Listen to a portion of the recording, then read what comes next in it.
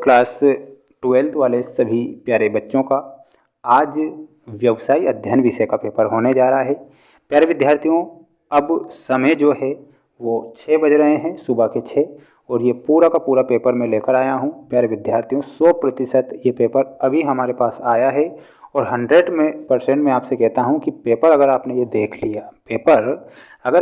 लिया तो 100% प्यारे विद्यार्थियों 80 में से 80 नंबर आज आप लेकर आएंगे। इसलिए इस प्रश्न पत्र को बिल्कुल मिस मत करना और पूरा ध्यान से देख लेना है। एक महत्वपूर्ण बात और सुन लीजिएगा, अगर आज हमारे चैनल पर आप नए जुड़े हैं तो चैनल को सब्सक्राइब जरूर करके रखना है। वार्षिक परीक्षा के लिए भी हम आपको तैयारी करवाएंगे, जिसमें मैंने टेस्ट सीरीज़ तैयार कर ली है। टेस्ट सीरीज़ की हम डेली लाइव क्लासें लेंगे। टेस्ट सीरीज़ अगर आप पढ़कर जाते हैं तो प्यारे विद्यार्थियों 95% बनाने से दुनिया की कोई ताकत आपको नहीं रोक पाएगी। तो चैनल को जरूर सब्सक्राइब करें। आइए शुरुआत करते हैं आज के हमारे प्रश्न पत्र से जो परीक्षा में आ रहा है। देखिएगा प्यारे विद्यार्थियों, आज आपकी परीक्षा में जो प्रश्न आएगा वो मैं आपको यहाँ पर बता रहा हूँ। प्रश्न पूछा जाएगा, निम्न प्रबंध की विशेषता नहीं है। निम्नलिखित में से प्रबंध की विशेषता क्या नहीं है? तो इसमें आपको उद्योग करेक्ट उत्तर के रूप में लिखना है। उद्योग जो होता है वो प्रबंध की विशेषता नहीं होती है, तो इसमें आपको उद्योग करेक्ट उत्तर के रूप में ध्यान रखना है। अगला प्रश्न है, वैज्ञानिक प्रबंध के जनक किसे कहते हैं? वैज्ञानिक प्रबंध का जो जनक है वो टेलर को वैज्ञानिक प्रबंध का जनक कहा गया है, तो F.W. टेलर हमारा सही उत्तर के रूप में हो जाएगा। प्यारे बच्चों, अगर हमारी ये मेहनत आपको अच्छी लगती है तो वीडियो को लाइक भी कर दीजिएगा। चैनल पर आप नए जुड़े हैं तो चैनल को सब्सक्राइब करना नहीं भूलना है अगर वार्षिक परीक्षा की तैयारी आपको करना है। भारत में नवीन आर्थिक नीति कब लागू हुई थी? तो भारत में 1991 में नवीन नीति लागू होती है, तो इसमें आपको 1991 लिखना है। निम्न का योजना से संबंध नहीं है, तो अभिप्रेरणा से संबंध नहीं होता है, तो इसमें आपको अभिप्रेरणा करेक्ट उत्तर के रूप में लिखना रहेगा। बढ़ेंगे अगले प्रश्न की ओर। अगला प्रश्न ये रहा आपकी स्क्रीन के सामने। प्रश्न पूछा गया है कि निम्नलिखित में से कौन सा अधिकार अंतरण का तत्व नहीं है? अंतरण का तत्व नहीं है, तो औपचारिक संगठन जो होता है वो अंतरण का तत्व नहीं होता है, तो औपचारिक संगठन लिखना है।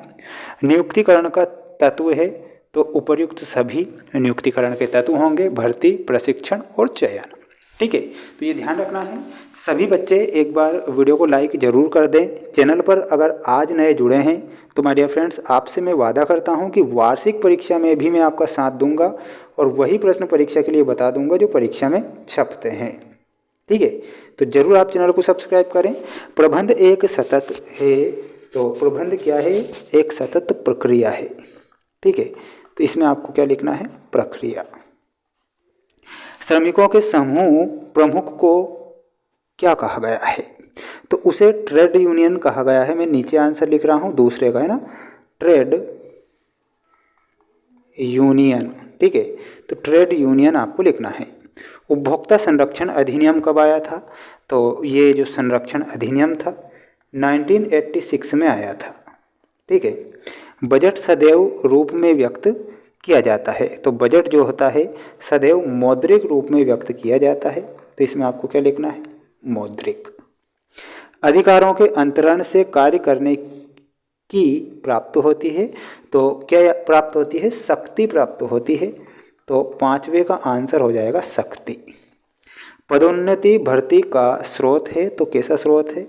इसमें आपको लिखना है ये आंतरिक स्रोत होगा, आंतरिक।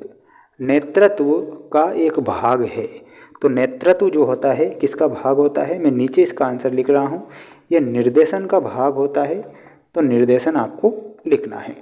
एक बार स्क्रीनशॉट ले लीजिएगा, ये दूसरे का आंसर है ना, और ये 7वें का आंसर हो जाएगा। अगला देखिएगा, ये रही आपकी जोड़ी जो आज परीक्षा में आ रही है। पूरा पेपर आएगा, बिल्कुल टेंशन ना लें। पर्यवेक्षण, पर्यवेक्षण में अधीनस्थ सही उत्तर हो जाएगा ऑप्शन नंबर बी।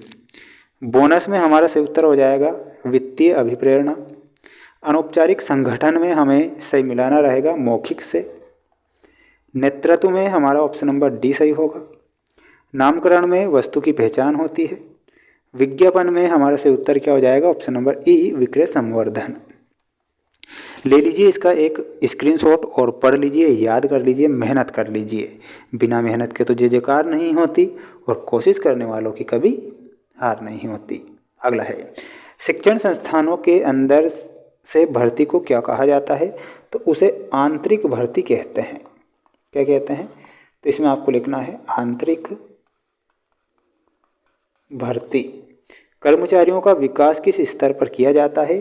तो इसमें आपको लिखना है उच्च स्तर पर। इसमें उच्च स्तर सही होगा। कच्चे माल की पूर्ति को बनाए रखना कौन सा नियंत्रण है? तो इसमें आपको लिखना है स्कंद नियंत्रण। सही क्या होगा? स्कंद नियंत्रण सही होगा। विचलन प्राप्त होने पर अगला कदम क्या होगा? तो अगला कदम होगा सुधारात्मक कार्यवाही करना। तो इसमें आपको क्या लिखना है? सुधारात्मक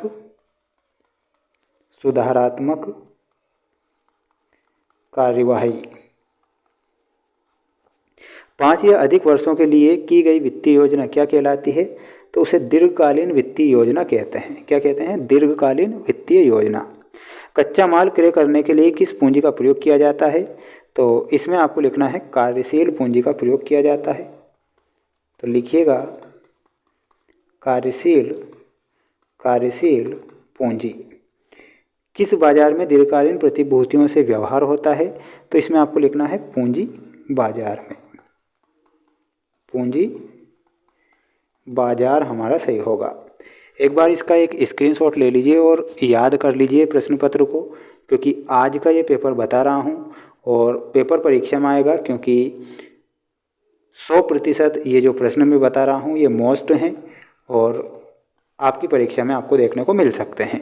अपने विद्यार्थी जीवन में किसी भी प्रकार से रियल या वायरल पेपर के चक्कर में ना पड़ें, स्वयं भी मेहनत करें। हालांकि मैं भी आपके लिए महत्वपूर्ण IMP क्वेश्चन लाता रहता हूं, तो उन्हें भी आपको पढ़ लेना है।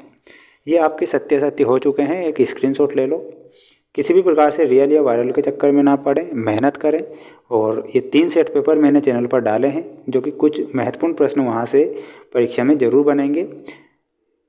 तो चैनल को भी सब्सक्राइब करके रखना है। अगला सेट पेपर भी बता दूंगा, 4 सेट पेपर कंप्लीट हो जाएंगे। मिलते हैं नेक्स्ट वीडियो में।